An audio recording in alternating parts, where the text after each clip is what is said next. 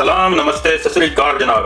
मुंडिया ਨੂੰ जप्पियां ते कुड़ियां ਨੂੰ बहुत सारा प्यार जनाब। आज का स्पेशल वीलॉग उन लोगों के लिए कि जिन्होंने अपनी बहनें कल नहलाने के लिए भेजी थी। हाँ जी बिल्कुल बाहर वास्ते ओ बाहर नहीं कि जिन्हों का ना लेंदे 40 दिन इस्लाम नजदीक नहीं आता, बिल्कुल नहीं, वो वाले नहीं जनाब। वो वाले बाहर कि जो डंकियां मार के यूरोप में आए हुए हैं और फिर अपने आप को एजुकेटेड और पढ़ा लिखा बताने के लिए ये बोलते हैं कि जनाब खान ने हमें शऊर दिया है, खान ने हमें शऊर दिया है, हम अपनी बहनें भेजेंगे नहलाने के लिए। और नवालियां बहना आ गया आराम। जिन लोगों के घर में पानी नहीं होता जनाब वो नहलाने के लिए बहनें भेज देते हैं अडियाला जेल के पास। और नवालियां आ गया आराम लग गया पता नहीं तो नहीं। DGISI ने बोल दिया जनाब कि ऐसी की तैसी। एक न्यूज है, खबर है बेहतरीन किस्म की जनाब। डोनाल्ड साहब ने कहा है अमेरिकी सदर कि अब जो भी बंदा यूरोप समेत, पहले यूरोप में नहीं था, ताजा खबर यह है कि यूरोप समेत हॉलैंड समेत जो भी बंदा अमेरिका में कदम रखेगा वो अपना 5 साल का इंटरनेट का रिकॉर्ड चेक करवाएगा। जिस किसी ने अमेरिका के खिलाफ बोला, कोई गाली दी, तो वो अमेरिका में दाखिल भी नहीं हो सकेगा। यूरोपियंस के लिए वीजा नहीं है, वीजा फ्री कंट्री है, वो भी दाखिल नहीं हो सकेंगे। 5 साल का रिकॉर्ड दिखाना पड़ेगा। भाई वहां पे बोलो ना उजैनी मरीज हो, वहां पे बोलो ना, वहां पे बोलो कि डोनाल्ड जो है उजैनी मरीज है जो इस तरह की स्टेटमेंट दे रहा है।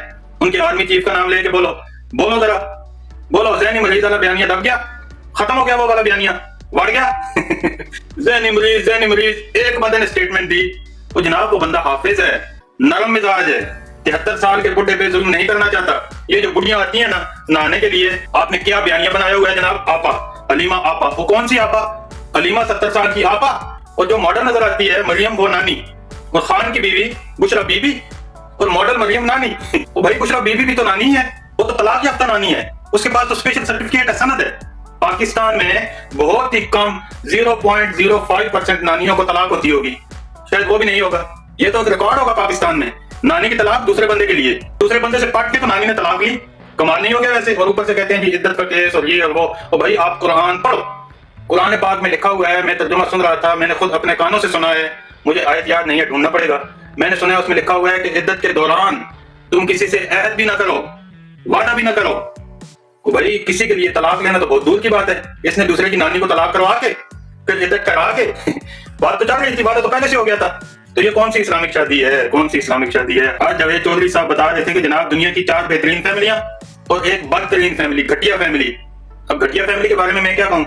अगर आप यही सवाल पाकिस्तान के बारे में पूछो तो भाई घटिया फैमिली में वो बंदा कि जिसने अपनी बेटी को सारी जिंदगी अपनी बेटी नहीं माना, क्योंकि उसने निकाह के बगैर पैदा की थी।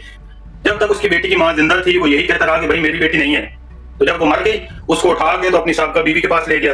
उसकी बेटी की मां सारी जिंदगी यही रोना रोती रही कि भाई इसका DNA करवा लो, इसी की बेटी है, लेकिन वो नहीं माना। उसके मरने के बाद क्या हुआ जनाब? उसको उठा के अपनी साहब बीवी के पास ले गया। और भाई अगर वो तेरी बेटी नहीं है, वो पल भर अमेरिका में रही है, किसी गरीब मुल्क में भी नहीं है कि जहाँ पे उसको प्रॉब्लम होंगी, गुंडे उठा लेंगे, अकेली होगी। अरे नहीं भाई, यहाँ पे प्रोटेक्शन हाउसेज होते हैं। तो तुझे क्या तकलीफ थी जब वो तेरी बेटी नहीं थी तो उसको उठा के वहां से तो अपनी साहब बीवी के पास लेके आए? और दूसरों के बच्चों के लिए क्या बयानिया जनाब, कांपे टांग जाती हैं।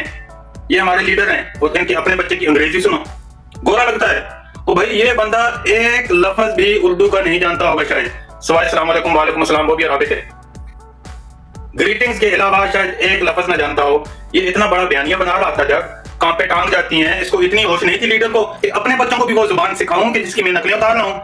मैं लोगों के बच्चों की नकलें उतार रहा हूं तो कल मेरे बच्चे जब जुबान नहीं बोल सकेंगे तो मेरी नकल कोई नहीं उतारेगा। इसको अपनी जुबान से, अपने कल्चर से कौन सा प्यार है? उठा के अपने बच्चे अपनी साबिका बीवी काफिर बिल्ला के पास छोड़ दिए, कहीं मदरसे में नहीं डाले, कहीं दीनी तालीम नहीं दिलवाई, कहीं कुरान नहीं पढ़ाया, रियासत मदीना की बात करने वाले ने कहीं दीन की तालीम नहीं दी। तो जनाब क्या गोरे हैं? और लोगों के बच्चों के लिए क्या है जी? मदरसा, रियासत मदीना, अपने बच्चे अंग्रेजी। कमाल नहीं है वैसे यार इस बंदे का बयानिया भी और ये बंदा भी। और वो बाग है जो डंकियां मार के आए हैं, वो टट्टू, वो भी कमाल नहीं है जो इसके पीछे आ रहे हैं। भाई तुम्हारी नानी आपा अलीमा आपा, जिसकी उम्र 70 साल है, जो मेरी भी नानी होने के बराबर है, वो आपा।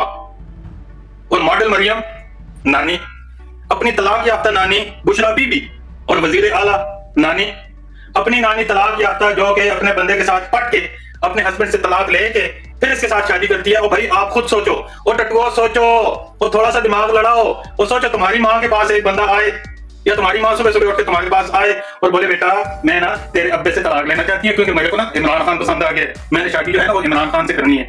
कैसा महसूस होगा जनाब? जी नहीं चाहेगा कि जाके किसी कुएं में छलांग लगा दें? नहीं चाहेगा जी, बेलाटों का तो बिल्कुल भी नहीं चाहेगा। जो इसको लीडर कहते हैं उनका तो बिल्कुल भी नहीं जाएगा, नहीं जाएगा ना। और बहरहाल नहला ली अपनी नानियां, आ गया राम।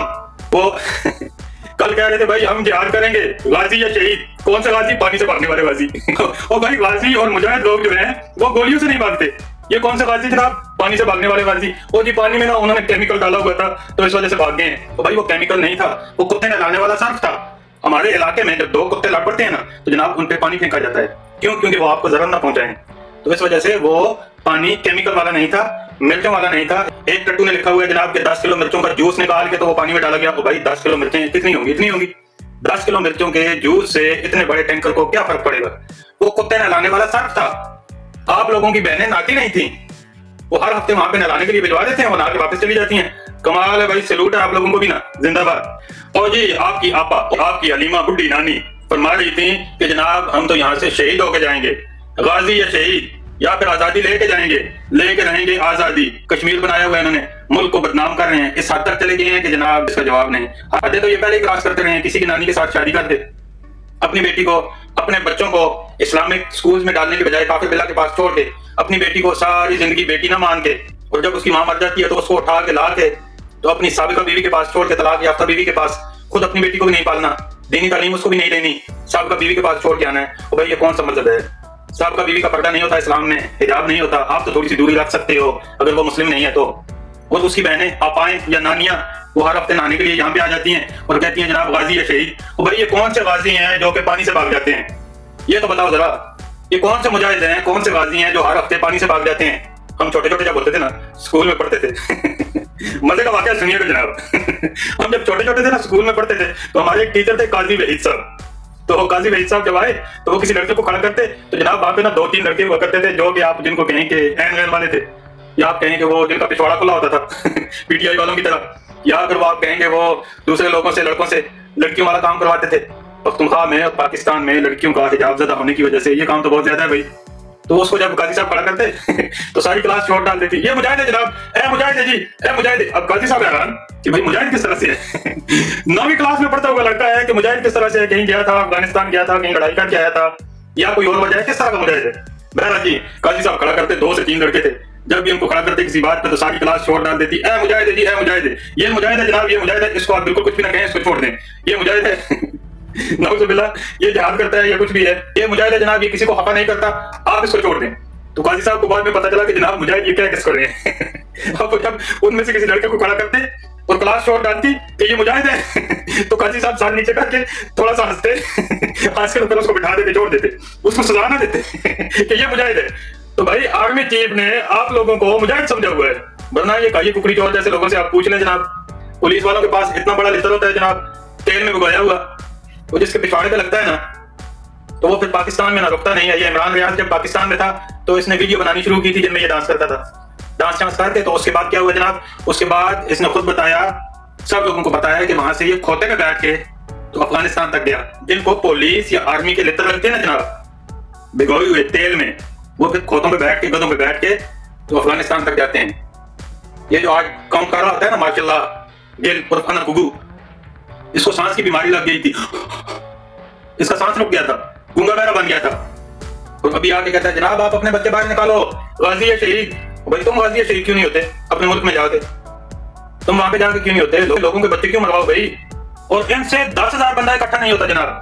आप मोहल्ले के किसी टट्टू को, पीटीआई वाले को आप ले लेना, अगर उसने कोई अपना फंक्शन करना है तो जनाब उसके लिए 10,000 बंदा इकट्ठा करना कोई प्रॉब्लम नहीं होती। हमारे मोहल्ले में भी एक है, तो लोगों को लेके जाता है जनाब उस पे, तो कहता है आ जाओ भाई, आपको चरस फ्री में मिलेगी, खाना फ्री में मिलेगा, कवाली भी सुनाएंगे। तो 5-10 हजार बंदे तो वो भी इकट्ठे कर लेते हैं यार। आपकी तो गवर्नमेंट है खैबर पख्तूनख्वा में, वजीर आला खैबर पख्तूनख्वा, और कहते हैं जी इमरान खान 20 करोड़ का नुमाइंदा है, 20 करोड़ लोग उसके पीछे खड़े हैं।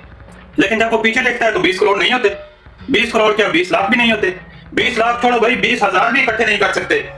वो 20,000 भी छोड़ो, 20,100 भी नहीं कर सकते इकट्ठे, 2,000 बंदा भी नहीं होता, 1,000 से 1,200 बंदा होता है वहां पे जो गाजी या शहीद कह जाते हैं। और इन मुजाहिदों पे जब पानी फेंका जाता है तो मुजाहिद भाग जाते हैं जनाब।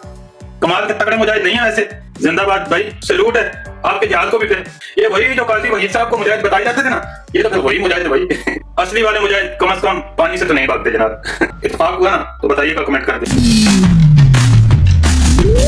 आज की खबरों पे एक नजर डालते हैं। सुबह सुबह खबरें सुनाने से थोड़ा सा मेरा भी नॉलेज इंप्रूव हो जाता है जनाब। श्रीलंका के मशहूर क्रिकेटर, एक और कप्तान, वर्ल्ड कप विनर कप्तान को करप्शन के इल्जामात में श्रीलंका में गिरफ्तार किया जा रहा है। जनाब जुआ खेलने वाले, क्रिकेट खेलने वाले, दुनिया खेलने वाले, ज्यादातर जुआरी, $5 मिलियन की करप्शन की थी राणा टुंगा साहब ने जब वो वजीर पेट्रोलियम थे, अपने भाई के साथ मिलकर $50 लाख का नुकसान पहुंचाया अपने मुल्क की करेंसी को।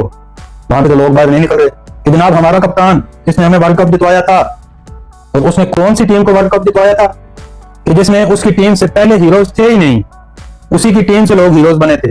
मुकाया मुरलीधरन, जयसूर्या, राणा टुंगा बजाते खुद, रविंद्र डिसिल्वा, चुनिंदा वास, ये उसी की टीम से हीरो निकले थे। उससे पहले श्रीलंका की क्रिकेटिंग हिस्ट्री में हीरोज तो इस तरह के थे ही नहीं भाई। पाकिस्तान की क्रिकेट तो शुरू ही हीरोज से होती है। फजल महमूद, सरफराज नवाज जिसने कि रिवर्स स्विंग इजाद की, कोई नई चीज इजाद करना बहुत बड़ी बात होती है।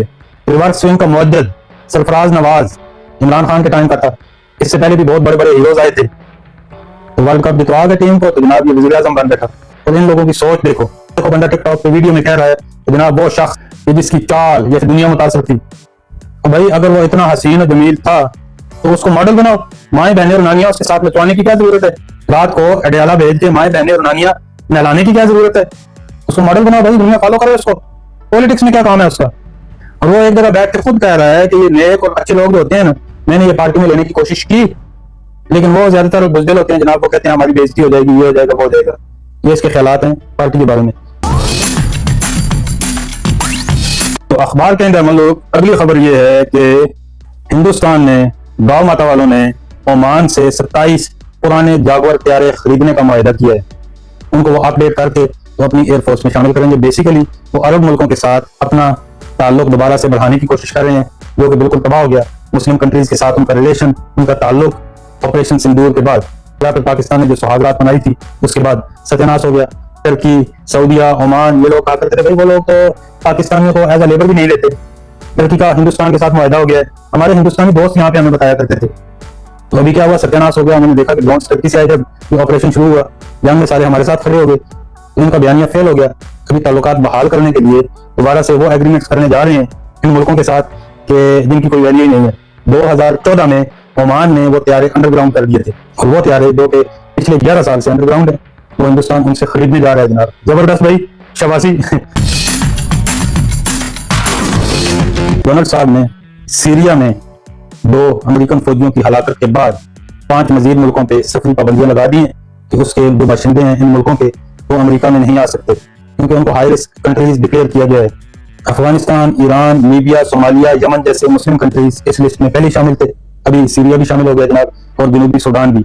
बाकी जो है वो अफ्रीका के कंट्रीज हैं। तो इन कंट्रीज के बाशिंदे अमेरिका का सफर नहीं कर सकेंगे। मैं नहीं कह रहा, अखबार के अंदर, मतलब अखबार के अंदर। तो अखबार पढ़ के सुबह सुबह थोड़ा सा मेरे नॉलेज में भी इजाफा हो जाता है, थोड़ी सी आपसे गपशप भी हो जाती है जनाब। और आपका बहुत शुक्रिया कि आप इस बात को अप्रिशिएट करते हो। सब्सक्राइब करना और कमेंट करके अपनी राय से आगाह करना ना भूलिएगा। गालियां मत लिखिएगा, बेहिसाब गालियां आती है जनाब। पाकिस्तान टट्टू इत्तेहाद के टट्टुओं से गंदी गालियां मुझे अक्सर देखने को मिलती हैं, तो उनको मैं तो डिलीट ही करता हूँ जनाब। तो एटलीस्ट पहले 2 दिन मुझे अपनी वीडियो पे हर 10, 12, 15 मिनट बाद, आधे घंटे बाद 1 या 2 या 4 कमेंट्स जो है वो डिलीट करने पड़ते हैं। तो जो भी बंदा गंदा कमेंट लिखेगा या गाली देगा, उससे गुजारिश है जनाब मेरी वीडियो सुनो ही ना। टट्टू में सियासी पार्टी वालों को नहीं कहता, जो पीटीआई में हैं, जो पीटीआई को एज अ पार्टी सपोर्ट करते हैं, उनको सल्यूट है जनाब। हर बंदे को आजादी राय होनी चाहिए, मगर वो लोग जो 10 साल से पटवारी करते आ रहे हैं और गालियां देते आ रहे हैं, उनके लिए मैं लफ्ज टट्टू इस्तेमाल करता हूँ और बारले इस्तेमाल करता हूँ। उनमें से अगर कोई बारला मेरी वीडियो देख रहा है तो उससे गुजारिश है जनाब, आप मुझे खुद ही ब्लॉकिंग लिस्ट में शामिल कर दो। अगर नहीं करोगे, कोई गाली दोगे, तो मैं आपका कमेंट डिलीट करके बजाय जवाब देने के आपको ब्लॉकिंग लिस्ट में ही शामिल करूंगा जनाब। मेरे पास इजी हाल है, आसान साल है, खुश रहने का, ठंडा पानी पीने का, अपनी बहनें अडयाला भेज के ठंडे पानी से नहलाने का नहीं, 5 रुपए की बर्फ ला के तो घर में एक टब रख के तो उनको टब में डाल के तो वहां पे नहला देने का, ठंडा पानी पीने का, ठंडा पानी पिलाने का। पाकिस्तान आर्मी जिंदाबाद, फील्ड मार्शल को मेरा सल्यूट। पाकिस्तान पाइंदाबाद। अस्सलाम वालेकुम, खुदा हाफिज।